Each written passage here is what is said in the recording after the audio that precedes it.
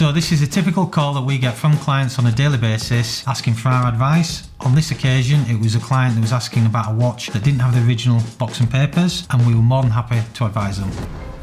Good morning, LVC. So, just to clarify, which sub is it? Is it the steel sub, sub-date or sub-non-date? Date, yeah, and what year is it? Right, okay. I mean, to give you an idea, Ricky, that watch with papers is only worth between a 10 and 11 grand.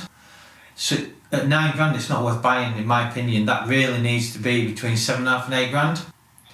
Because the problem you've got with Submariners is all the buyers do want box and papers. That is the type of client that buys that watch. They don't want it without all the paperwork. There's some models where, you know, buyers will happily take it without, but they're quite a hardcore set of buyers. So just to clarify what I mean by hardcore set of buyers, Submariner buyers do want everything with it. They will want the box, the outer box, the booklets, the leather wallet, both swing tags, bezel protector if it's available. So they are what we class as a hardcore set of buyers. They want everything with it and they want it all to be correct to the piece. My advice to you is it isn't worth the money, but in answer to your question, we have the watch register where we can check watches out on. So we could check it out for you on the sale, but the problem with that is if it comes up there's a problem, I need that watch because it has to go to the police. This is why we use a trusted network of dealers that supply our watches to us so that it rules out any problems with any watches that have a hidden past, stolen or lost, or come up as a hit on the stolen and lost register. So watch onlys normally, unless they're old, so people, you know, over time they do lose the papers, and it does happen, but watches that are sort of 5, 6, 7, 8 years old, generally 9% of them they do come with the papers, so you think, well, why is that? Why has it not got the papers? So there can be genuine reasons for it, and there are, you know, some people that do lose them, but they normally don't, especially sub-buyers, they keep everything with them. Yeah, so what we generally find in the watch trade is watches 5 to 10 years old normally have the box and papers. Anything over that, it is quite normal for watches to lose the papers with them.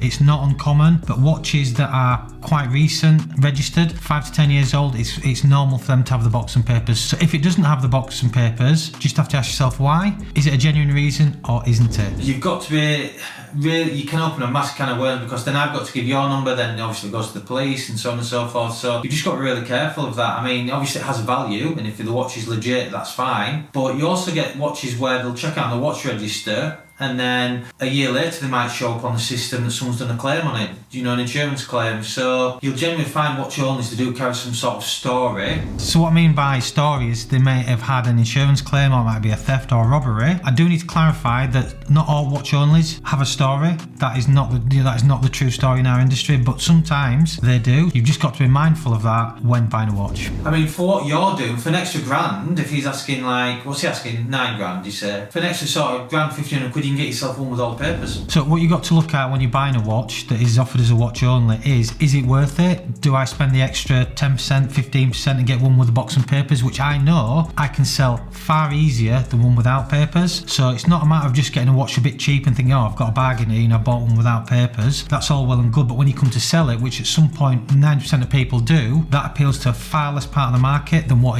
the one with box and papers does. So just bear that in mind when you come for resale values.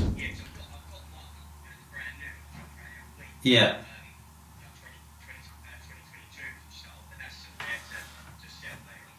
Yeah.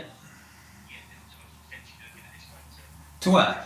Yeah, exactly. But the thing is, it's like everything, you know, what seemed cheap at the time sometimes isn't, and you're buying that obviously to, you know, get a cheap wearer. But the thing is, the papers, it'll kill it. When you come to sell it, it just absolutely kills the value, which is why everything we sell is full sets of box and papers, because that's what everybody wants. And people are, you know, quite smart now. They do understand the difference. Whereas years ago, people weren't really bothered, just wanted the watch. But you've got to remember, subs then were 3.5, 4 grand. You know, they're not now. So if someone's spending 10, 11, 12 grand, they're not going to buy one without the papers. But then you're going to have to send to Rolex for service, so you get service papers, which does help sell them. But then you've got, you know, sort of 500 quid to 700-800 quid for service, and then obviously you've got to wait 6 to 8 weeks for that. This is the problem with our industry. So you can have a watch that's checked out on the watch register absolutely fine. And then you send it to Rolex for a service, they have a completely different system to what they'll allow us dealers to use. Years ago, we were allowed to check watches on the Rolex stolen and lost register. It was openly available to us. They've shut that down now, so we have no idea what is and what isn't. So the best that we can do is the stolen and lost watch register, which, to be honest with you,